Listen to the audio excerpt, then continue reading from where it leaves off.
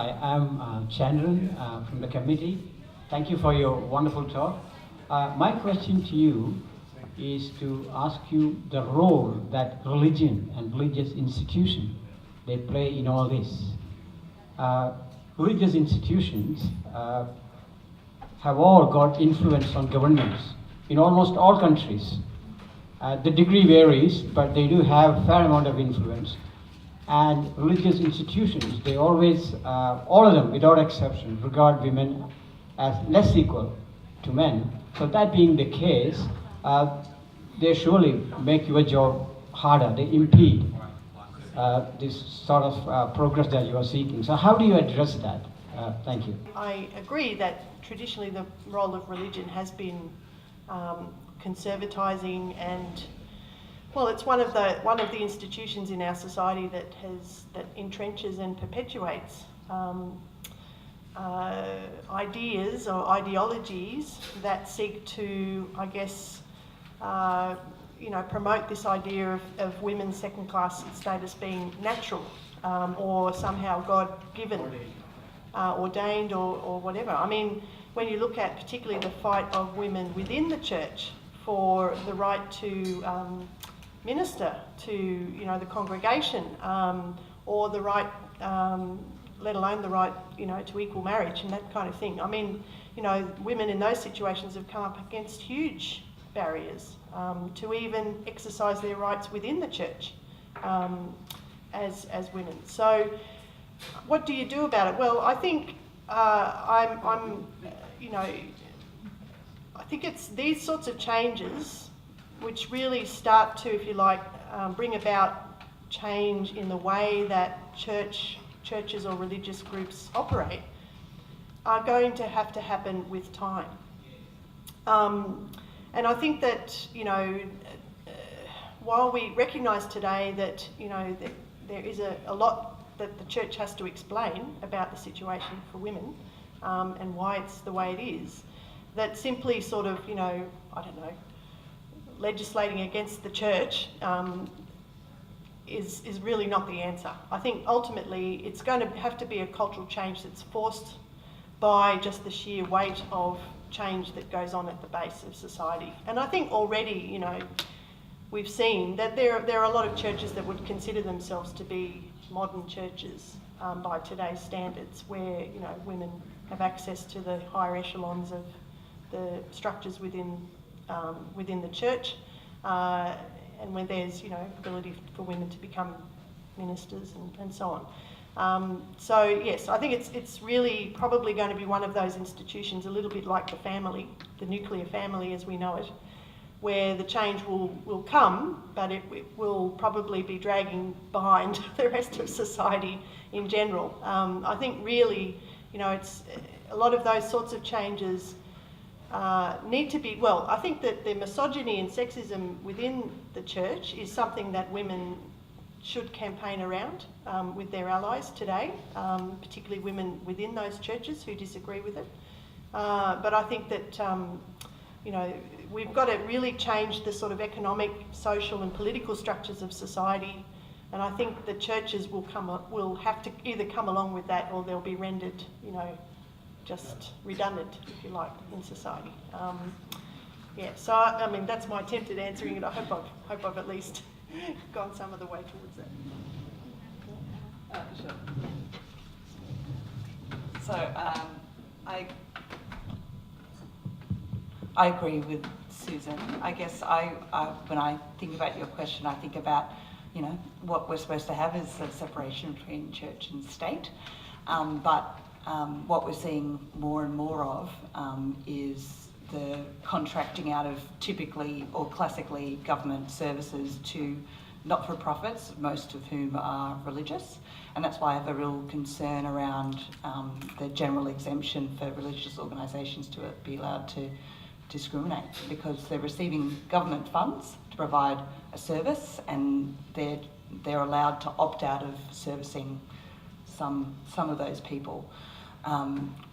So I think what I guess I try to always be a pragmatist, but I'd like to see the government stand up and require organisations to to not use those funds to discriminate against people. So we saw that recently in the reform of the Sex Discrimination Act, actually, after so that they've now prohibited services from discriminating against people on the basis of their sexual orientation and gender identity.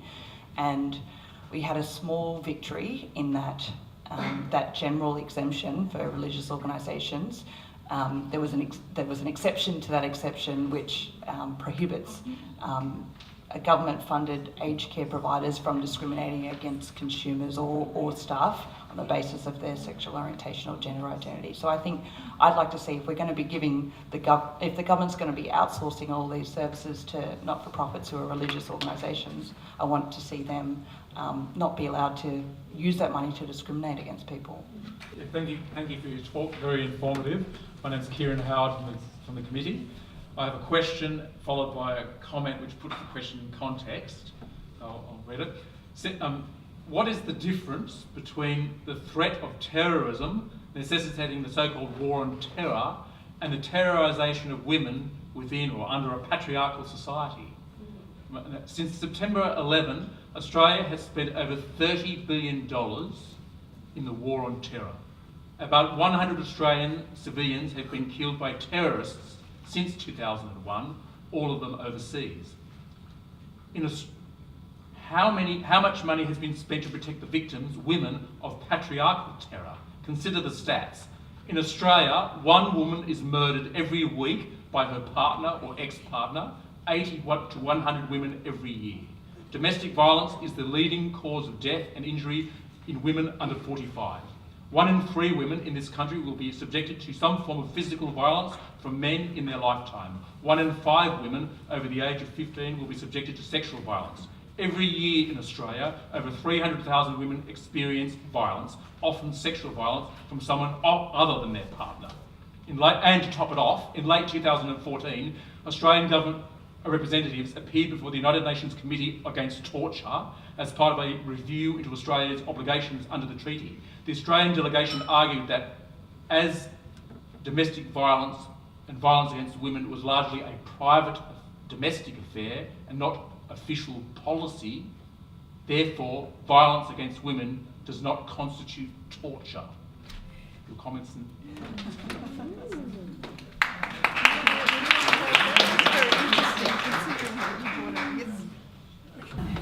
I think domestic violence and sexual violence is one of the worst.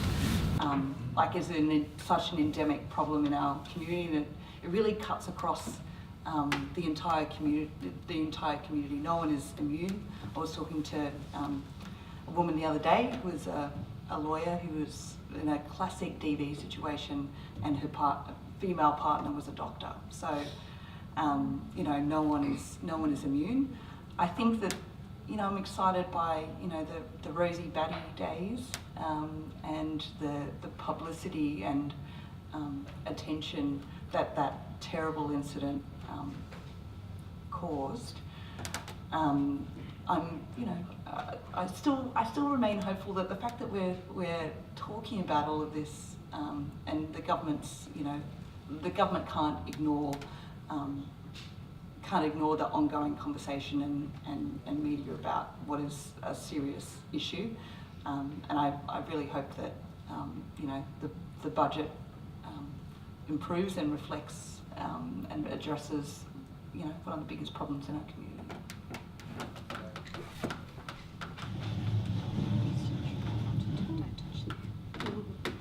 Okay, thanks for your question. Yes, I agree with Kelly's comments, but I suppose I'm less optimistic at the moment actually about how the government or what the government's likely to do to address what is an epidemic of violence against women, family violence. And the statistics really are shocking, and the cost is immense. Just the number of women who end up without secure employment as a result of trying to leave violent partners is huge. Huge loss to them personally, let alone the sorts of generational trauma that's, you know, that accompanies family violence, you know, women and their kids. You know, those are the sorts of things. It's very difficult to measure, I suppose, you know, let alone the immediate costs, but the long-term costs.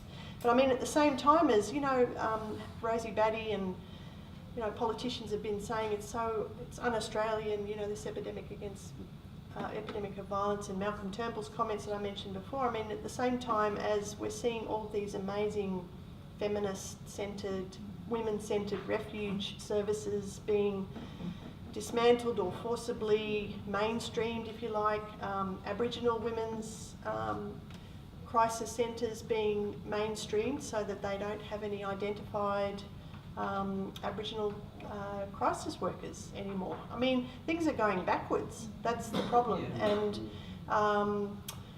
you know, I mean, the campaign by the workers on the 1800 Respect line around what's happening to that service. You know, it's criminal what the governments are doing. It's not, you know, and the state government of New South Wales has a lot to answer for, actually, because you know, I just remember that horrible report called, I think it was something like Going Home, Staying Home. Yeah, you know, just the insidious nature, title of a report like that, which was basically, you know, sort of implying that, you know, somehow women didn't have a right to actually an independent life free of violence. Yeah, so, you know, those sorts of things. I mean, you know, I hate to use terms like war on this, war on that, because I think the whole war on terror is just an absolute abomination and has resulted in crimes against humanity. But I do think that we need to recognise, the government needs to recognise a crisis when there's a crisis, and the statistics are yelling out very loudly that there is a crisis around the question of domestic and family violence. But really, the pitiful amounts of money that are actually being put into that sector don't reflect that at all. And really, you know, it's a question of priorities. Do you give tax cuts to your corporate mates? Or do you, you know, invest in crisis services, refuges, you know, identified services for women? Well, unfortunately, the answer for the government at the moment is they'd much rather prop up corporate Australia than they would deliver, you know, needs to the community that are crying out to be met. You know, so yeah, unfortunately, I don't think there's a lot really there in the latest budget. It's more of the same. Just, you know, dust it off and tamper with it a bit, but you know, the general priorities are set. You know, corporate Australia, corporate welfare is what it's all about. Human welfare, protecting the planet, protecting future generations just doesn't rate as far as the government's concerned.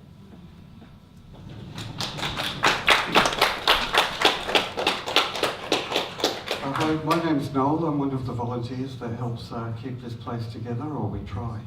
I'd like to ask you to think about the historical perspective of the women's movement over the last 40 years. In my career, I've noticed the advance of gender parity in the workforce, in retail environment, especially electronic retail, the growth of women, and in software development. And in many areas, gender parity has introduced much happier workplaces. Now I work in an area dominated by women, and I'm one of 3 men that's helped bring gender parity back into the registry of births, deaths and marriages. And it's nice to get some more men in there and deal with some of the estrogen problems there. So are men giving birth? But well, I'm not sure if we really want to work on that. I don't think we've got the right pain management techniques. But over the last 40 years, we've had people like Anne Summers and Eva Cox and Susan Ryan speak here over the years. We've noticed, and I'm one of a generation of men that grew up under the shadow of the feminist movement of the 70s and the 80s and the benefits that brought. And you spoke about under the Howard government, a lot of that was pared back, and a lot of the younger generation of men and women seem to have sort of the attitudes of not of our parents but of our grandparents. What is the effect of the feminism becoming a dirty word in the last 15 years and that paring back, and what responsibility do women and the right of politics have for not owning feminism? We've got Janet Albright, Michaela Cash, and our own foreign minister sort of denying the role of the women's movement in their own lives, and the Australian government seeming to deny it. What responsibility do they have for that possible effect? Yes, thank you for that. I mean, yeah, there's a lot there. I mean, I think the backlash has always been there against the gains that women made, and in a way, I think really where the rot set in, if you like, or where things started to go downhill, was where a lot of there were many women who were involved in the second wave in quite prominent roles. When the Whitlam government was elected, found themselves also absorbed, if you like, into a lot of those state structures. And I think that has also been problematic because, you know, it's also a way in which you can sort of dampen down a movement by, if you like, institutionalising it in some way. And so I think that and I guess these days it's kind of strange to even talk about it in those terms, because a lot of the time we spend actually trying to fight to even get back, you know, a proper Office of the Status of Women that might actually collect statistics on, you know, what's happening in women in our society today, might put out a women's budget paper, which used to come out every year. You know, we don't have any of that nowadays. So we even fight to regain some of those institutions again. But really, I think the decline in the actual mobilising of women did allow, I suppose, the right and the reactionary anti-feminist voices to take hold. But also I think neoliberalism and the fact that a lot of, you know, the early attacks on women's rights and the gains that it made actually did happen under Labor before they were accelerated under the Howard government. So, you know, there is a lot, I guess, to talk about there. But yeah, I mean, you know, Janet Albrechtsen and some of those right-wing women, I wouldn't call them feminists. I think their interests are different to ours. Their interests are different to the majority of women. They have benefited from the struggles that women have undertaken throughout the decades, and they've been happy to benefit from those. But they're not going to defend them because they have different class interests to us. And so, you know, while we can recognise the fact that issues like family violence do cut across class lines, and you know that, and I think that's important to recognise that. I think what we also need to fight for are the interests of the majority of women in our society, and Janet Albrechtsen and people like that don't represent the interests of the majority of women.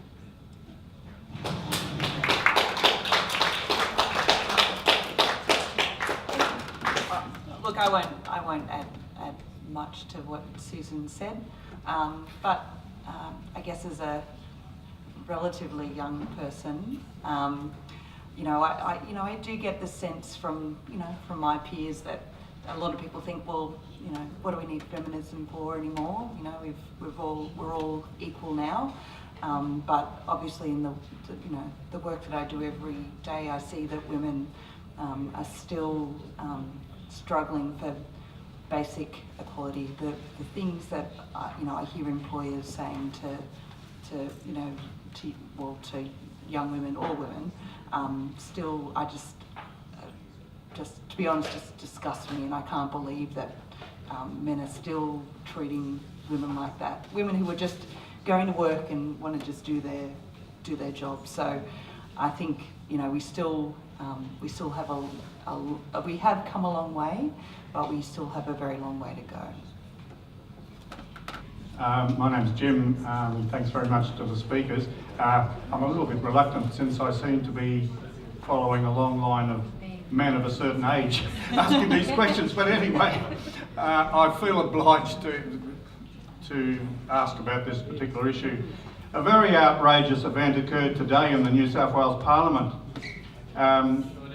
which was the loss of a bill put forward by the Greens, Speaker Marine Faruqi, to finally, in the state of New South Wales, decriminalise abortion. And I just, without making a speech about it, it seems fundamental to the rights of women on all other levels to have the right to choose whether they are going to have children or not. It's just so fundamental.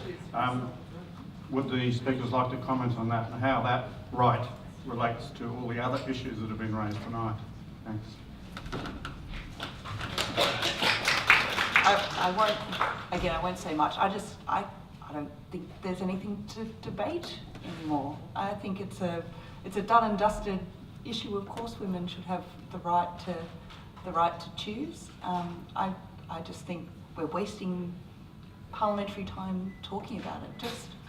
Just get rid of it. We don't, abortion should be is a basic right that I just feel like the debate was settled a long time ago, and I feel terribly upset that it's still there's still a question to be asked.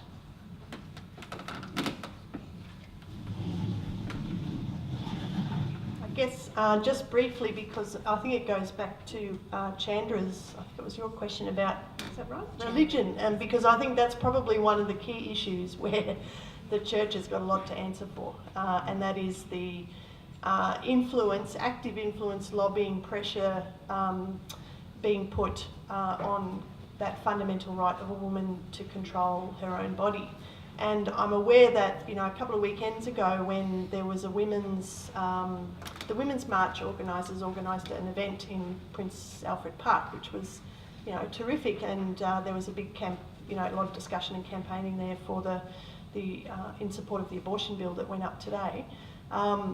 But on that same weekend, the Catholic Church launched their own campaign whereby they were going to collect, I think, something like 60,000 signatures on petitions across congregations across New South Wales that weekend to say no to abortion rights for women in New South Wales. So the church has got a lot to answer for there. And I wasn't down at Parliament House today, but Pip, one of my colleagues who was down there, another activist, showed me some photos of the prayer vigil that was happening outside Parliament House as the debate was going on. And it's just shocking sorts of scenes anyway. But I'm looking forward to seeing that list of 25 names of the parliamentarians who voted no. I think that should be made public, and there's really no excuse for the Labor Party to have allowed a conscience vote on this issue. It should be Labor Party policy to support a woman's right to choose, and it's just shameful that it was done via a conscience vote. I think good on the Greens and good on Marine Faruqi for putting the bill up, even though it went down. I think hopefully people will be as outraged as I'm sure all of you are about the result, and that will help to push the campaign on to the next level until we win, and until the law reflects practice in New South Wales, and then on to Queensland. Yeah, I definitely agree that we're going backwards into some sort of dark ages. We are a democracy, not a theocracy. That's right.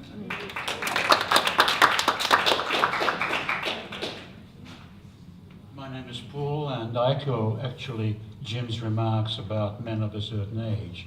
And yes, we live in a democracy, so even though I am fiercely secular, I support the right of people of faith to advocate for what they advocate. Couple of things. First, people talk about equality rather than equity. Men and women happen to be different. We cannot be equal. Equity is achievable and desirable. Equality is impossible to achieve. But I've got,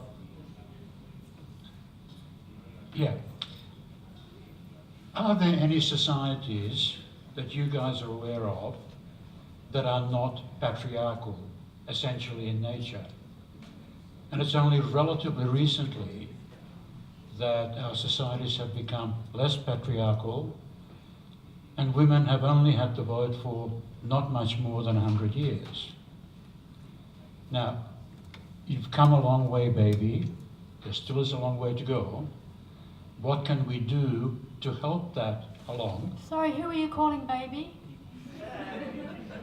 Yes, I am sexist, or I can be sexist, okay? And you're welcome to comment on that as well. But it is a patriarchal society that we live in, and there are almost no societies on earth that are not patriarchal. These are things that we have to change. The other thing is about bullying. Is there a difference between bullying and torture? If so, what is it conceptually? Because I submit that they are exactly the same. Well, first of all, I think the fact that we live in a patriarchal society doesn't excuse sexism. And I think things aren't going to change unless we're prepared to change our own attitudes. Absolutely, it's up to us. Yes. Yeah. So in terms of, where are there non-patriarchal societies in the world today? Well, I think quite honestly, there probably aren't any that don't have some vestiges of patriarchal thinking or behaviour. But I think there are some societies across the world where, if you like, the basis has been laid to actually move to a much more liberated and egalitarian, equal, equitable, however you want to talk about it, society. And that's where, countries have broken, if you like, away from the influence of the major Western powers, like the United States in particular. For instance, in some countries in Latin America, have challenged some very traditional machistic, macho attitudes within their own cultures, and have even legislated for things like compulsory housework for men, and how many hours a week men are supposed to do housework. Now, okay, I'm not saying that legal changes alone create a non-sexist society, but removing the social, political and economic basis for gender oppression in society at least then lays the basis for true equality to be won. I think that's the sort of point I was trying to make in my talk. And then really, what has actually allowed these particular countries, Venezuela, for example, in Cuba in particular, has been a strong women's movement that still exists in those countries, that has continued to champion the rights of women against patriarchy, against sexism, against violence against women, against misogyny. So, yeah, in answer to your question, no, I don't believe there are societies that are truly non-patriarchal. There were certainly societies in history that were matrilineal societies or even matriarchal societies. But it was through the process of, imperialism imposing its own cultures and social structures on those societies that actually got rid of a lot of those traditional matrilineal societies, or where the economic and social changes that happened meant that structures became more and more patriarchal. So yes, I think historically, particularly in pre-class society, that was definitely the case. And I think today that, we have such a productive society today. We have, advances in technology. We have the ability to feed ourselves many times over with the amount of food production that goes on across the globe. We have the resources and the capacity to house everyone if the right choices and decisions were made. That actually the potential for us to live in an egalitarian society that's not one where you're fighting for survival on a daily basis, but where you actually have the means to provide for everyone, is actually possible objectively. But then you have the problem of, well, how are you going to get there, and the people that hold on to power and who live off that sexist society and the unpaid labour of women in the home and all the rest of it. It's the challenge is actually confronting them and forcing them, if you like, to release the reins of power and for people to actually take that power into their own hands to create that sort of new society. Anyway, that's it. Hi, I'm Freya. My question just kind of concerns white feminism, and I think that it's a really prominent part in my day-to-day life that I notice myself being a white feminist. I say that in a way that is not only my race, but also my socioeconomic status and my academic history. I wonder if you find it difficult to have feminism intersectionally, that is Aboriginal culture a lot, and whether you would say that it's a different kind of fight, and that's also in terms of socioeconomic status, and whether you would say that there's different ways to inform people that have less of an academic background, because I think that it is really challenging for people, like, for example, I work with a group of less privileged people, and even saying the word feminist is very not what I want to do, and I don't think it would help anything. So I'm just curious to how you would say it would be, whether how to educate them, and if we actually should even do it ourselves, or like, you know, yeah.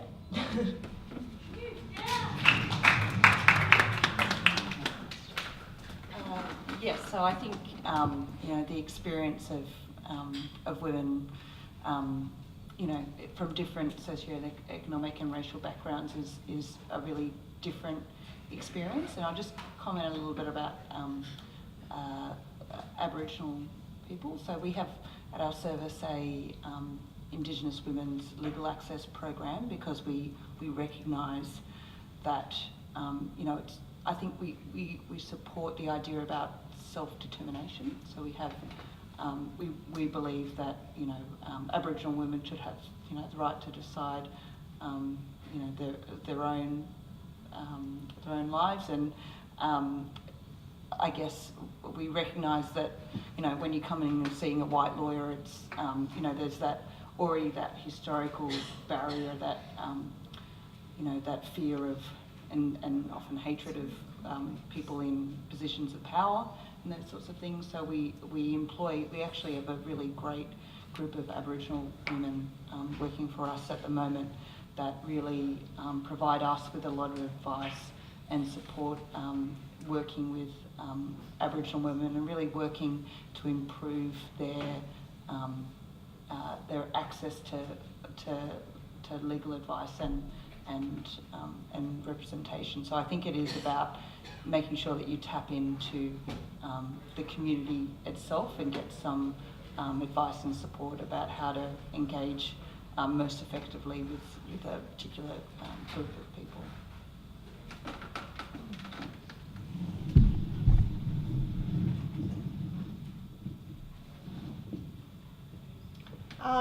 Yeah, I think that intersectionality has really, I think, helped us to understand the interconnectedness of oppressions and the impacts that they have, you know, often in multiple ways on individuals and groups of people. So, you know, in a way, I guess, for me, it's like the kind of movement that I think we need to build is one where we have an understanding of who our real enemies are, you know, the true enemies, but also who our allies are in that struggle. And I think that for the women's movement, I think having an understanding of the way in which race and sex and gender oppression intersect is essential, because without that, I think we'll fail. You know, and yeah, so I guess, you know, that's, I suppose, all I can really say about it. I mean, and we want to build a movement that is inclusive. I think. Don't forget class.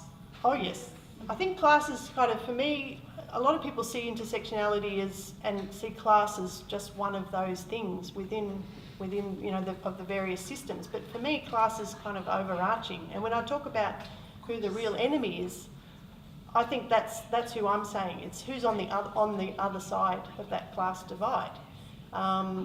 But of course, you know, on our side of the class divide, we have to recognise that we're not all the same, and we haven't all experienced life in the same way as each other, and that, you know, as an Anglo-Saxon woman, my experience of sexism is one thing, but, you know, I have nothing but solidarity for women who, for Aboriginal women, and recognise that their struggles are part of my struggle, and my responsibility is to give solidarity to them in their struggle. So yes, I think that's our movement has to be like that if we're actually going to succeed. I guess I feel like there are 1,000 theories about why we should be divided, but I really think that we have to actually develop, you know, an approach to building movements where we're strengthened by our unity, but that's not a unity that seeks to ignore the different experiences that women have, but that actually, if you like, unites all those different experiences into a strong movement for change for everyone. Yeah.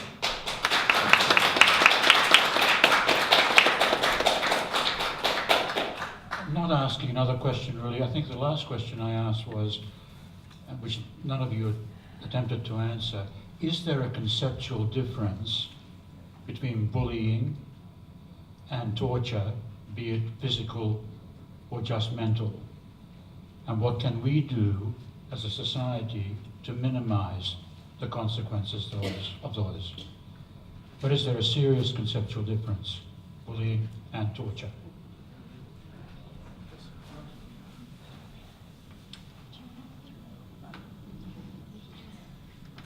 I mean, there may be many particular definitions of bullying and torture, possibly legal ones that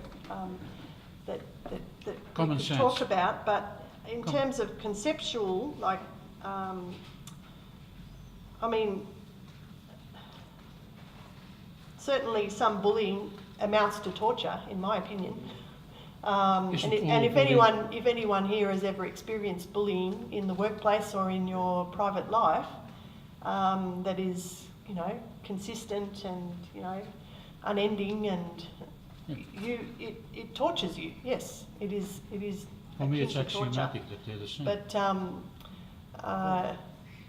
I guess I'm sort of struggle to understand what the point of that question is, but but I hope I've at least attempted to answer it. I have two questions or a statement. The first one is, no one's commented on the fact that women who are in, like example, in conservative women in Parliament, they align themselves with male power, which is, so there's no comment that women oppress other women in all echelons. So I'd like to comment on that.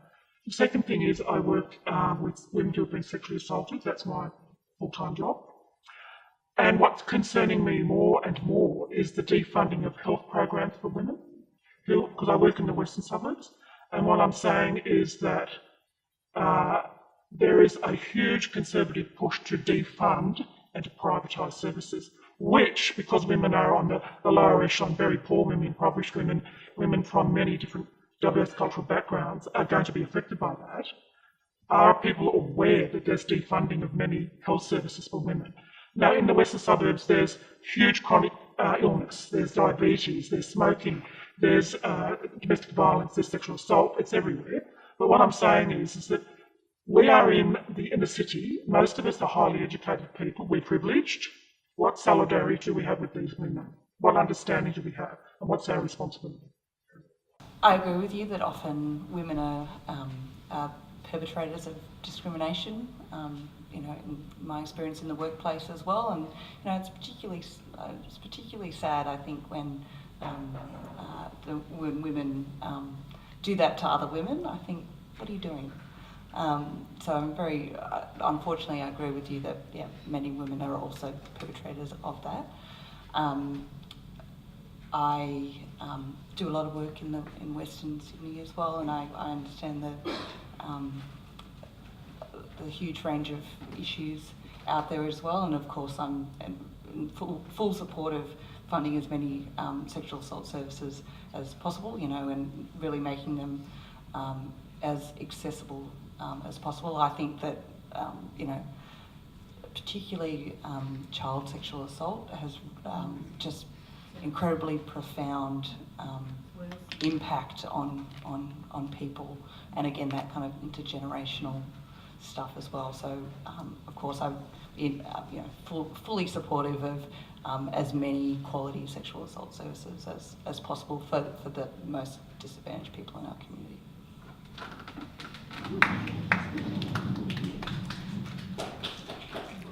Yeah, I don't have much more to add, except that I think in the beginning of my talk I talked about the fact that sometimes women journalists who are just as guilty as male journalists in their framing, particularly of women in public life in the media. And I mean, you know, there are probably a myriad of reasons why that happens, but often when you have those sort of, you know, oppressive structures that women are, if you like, fighting and struggling to get access to, that it becomes, I don't know, almost like a rite of passage to attack your, you know, your gender, because it sort of demonstrates that, you know, you're somehow one of the boys, or, you know, you can play it just as hard as the rest. So, you know, it is, yeah, it's really sad to see how solidarity amongst women is broken down, and particularly the way that neoliberalism, I think, encourages that with its, you know, emphasis on individuality, in the individualism, competition between people, you know, whether that's for jobs or research grants or, you know, whatever it is, promotion, or, you know, this real way in which that whole doctrine has just, you know, soaked into the fabric of society is quite disturbing. And it is a product of the backlash, I think, that's happened against the women's movement, that's the case. But again, I also come back to this question of class interest too, and I think that, you know, I'm not saying every bullying manager at work is the class enemy, but certainly in some of those power structures, you know, particularly in the parliament, you could certainly point to hostile, you know, the hostile interests of a lot of those women in that environment towards other women. Yeah. Hi, thank you so much for your talk earlier today. I feel like I learned a lot of things from it. I just have a question regarding the environment and the role that feminism has in addressing some environmental concerns. So climate change will adversely affect women first because they are often unable to flee environmentally affected areas as primary caregivers, as well as the flow-on effects of a community affected by an environmental crisis. So when a community is destroyed by an environment and they have to kind of sort of, you know, everything has to start again, women will be adversely affected by that in terms of not having access to things like education and jobs.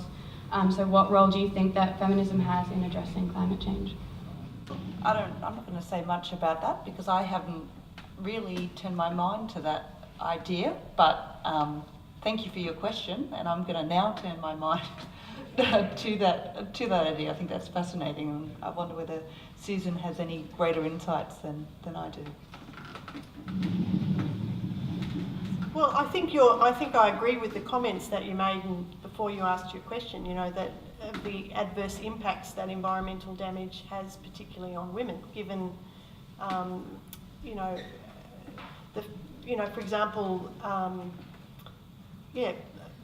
like the degree of poverty that women experience across the world. I mean, and the majority of poor women in the world are not found in, you know, countries like Australia. They are in already impoverished countries, and those that are most impoverished are actually the countries that are going to be most susceptible to climate change, particularly inundation of water onto, you know, farming land or coastal communities. So yes, the impacts are going to be disproportionately felt by women. But I guess the sort of other side to that is that women already, I think, have been playing and will continue to need to play a big role in fighting the sorts of policies that are actually, you know, contributing to greenhouse gas emissions and to the rise in global temperatures, to things like the right to seed, to access to seeds, and against big corporations like Monsanto, for example, that are basically impoverishing farmers or binding them to their proprietary seeds and fertilisers and so on. It's been women that have been at the forefront of a lot of those struggles, which I think is fantastic. So really, I guess any serious feminist should be part of that struggle. It's if we don't have a planet to live on, then we're not going to have a society that we can live in. That where we have the possibility of actually achieving an end to oppression and true human liberation. I mean, we've got to all protect the planet on which we live, and I think women, as more than 50% of the world's populations, are going to have to play a leading role, and are playing leading roles in that campaign. I think in the Australian environment movement, you just look at protests, when you go to protests, and how many women are actually part of that. I think it's a very positive sign. I think, I guess because perhaps we've had to struggle around a lot of things. This is just another one to add to our list of struggles and battles to win today. But I think it's a pretty fundamental one, and I'd certainly think it'd be great to see what possibilities there are for strengthening the alliances between the women fighting for the environment and the women's rights movement. And that's something that I think we probably haven't seen quite come to fruition in Australia, but I think needs to happen, because the sorts of, if we're going to actually really take back this society away from the corporate power that is, basically pushing it over the cliff in terms of, destruction, it's going to require a mighty movement of people, of coalitions, of alliances between farmers, working people, women, students, everyone affected by this rotten system are going to have to find the ways to unite and struggle together against it. Thank you for your talks. I'm wondering if you know of the statistic that 3 women every week in Australia present to emergency with brain injuries because their intimate partners have tried to bash their heads in. And is this something that's more prevalent in Australia? And if so, do you have an opinion on why this might be? I am aware of those statistics. I'm not aware of all the statistics around the world, but I think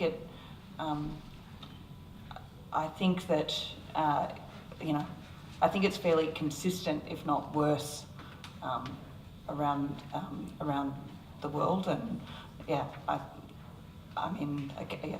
was watching a show the other night on Venezuela.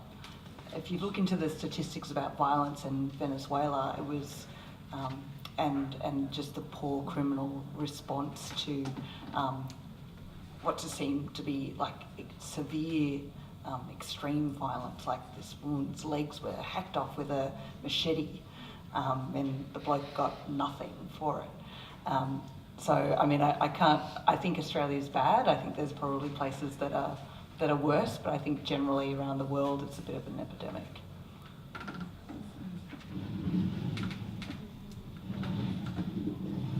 Yeah, I think just to add, this statistic was that family violence, so injury or family violence, is the leading cause of death, injury and disability for women in the age group of 15 to 44 in Australia. So it's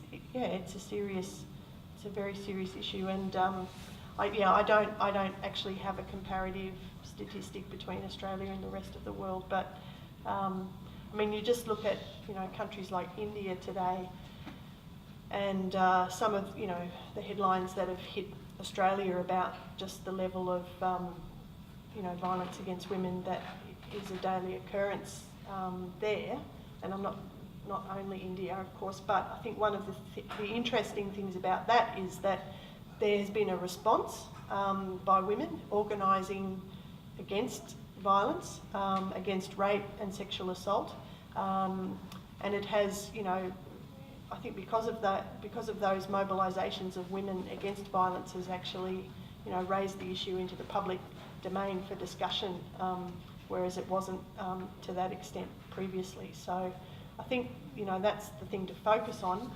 The situation is very dire, but I think we need to, you know, look for any opportunities we can where women can organise and fight back. I was just listening to all this, and it kind of reminded me of a debate that me and some other people here actually took part in at uni, and it was about the fact that private schools or, you know, religious affiliated schools, non-government schools, are exempt from the Anti-Discrimination Act, and so, you know, and this kind of reminding you of sexuality and race and gender, that they're exempt from that. And I was wondering if you thought that maybe this would ever change, or how do you think, well, you know, what practically could we do to kind of see some of this change, or if it ever will? Thanks. I think I think it was about 2012, the federal government went through a serious review of the Commonwealth Anti-Discrimination Acts, and we're going to consolidate the 4 acts into one act. And as part of that review, there was a look into how we deal with the religious exemptions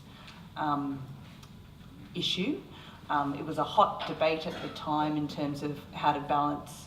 I mean, really, it's a you know, balancing a couple of different rights. So the right to, I guess, the right to have faith, but also the right to live free from discrimination. And there was lots of debates about what. Obviously, I'm anti any sort of exemption, but there was lots of debates about, well, how do you find a middle ground and that sort of thing. So I think there is hope for change. I understand that the Tasmanian Anti-Discrimination Act doesn't include any exemption, which I think is really exciting. So there's good examples and potential for change, and I'm desperately hopeful that I think it's just continuing to put that pressure on the government for reform. And I think it's just the church just seems to have just incredible power. Even though we're supposed to be living in a secular community, but I think we just need to be, pushing for change, and hopefully we'll get it one day.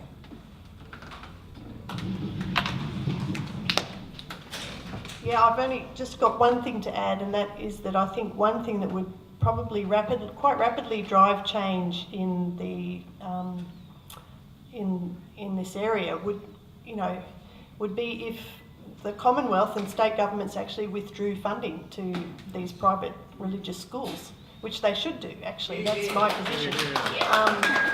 Because the idea that you can basically break the law while getting government funding to support you in doing that is just ridiculous. And, I mean, and it's actually, the situation with school funding today is actually killing the real public education system in Australia, because you have this huge funding disparity of I think it's like 7 to 1. So for every $1 spent in the public education sector, there's like $7 spent in the private and church-based education sector. So there'd be a very simple way to turn that around, and and basically if I think it would certainly make a few people in that sector think twice. Yeah. Okay, any more questions? Or we might just wrap it up there tonight. I think it's been a fantastic discussion. Thank you all for coming. I just thought I might wrap up by asking both the speakers what they think might be a good way for the audience, if any member of the audience wanted to get involved in the struggle for women's rights. What would be the best way to do so? I'd like just talk about the campaigns you're aware of, just so we can get an idea of what's out there, what's happening in that arena. Well, I know. Well, the results of today's vote in the New South Wales Parliament mean that the campaign for abortion rights in New South Wales has got to continue. Now, there is an N12 campaign that is in existence already, and I'm hopeful that that will actually continue and will actually expand and broaden out to include more campaigners. So that would be one way, I'd say, to watch this space. Certainly, being a writer for Green Left Weekly, I'd encourage people to have a look at our activist calendar that we produce in the paper and online, because that usually has information about any organising meetings happening in Sydney around women's rights and other campaigns. And as well, I think there are events that people can go along to and help to get involved in helping to organise, such as Reclaim the Night, which is a fantastic anti-violence march that happens at the end of October each year. International Women's Day, which is on in March each year. Sadly, I don't think it's quite organised in, perhaps in as open a space as it could be, but that's certainly an important, I think, day of protest for women to come together.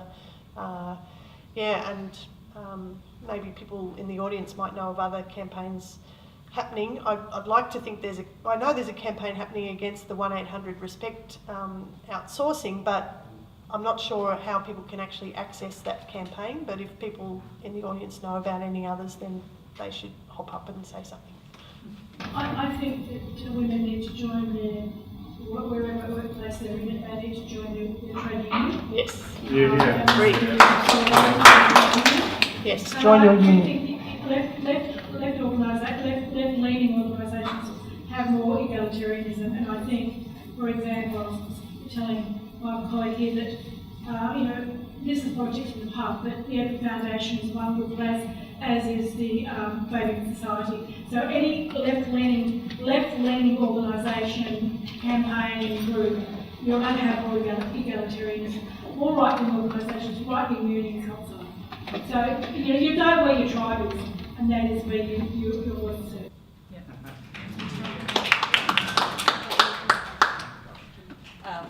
So I'll just say that we're involved in a lot of campaigns that Susan mentioned.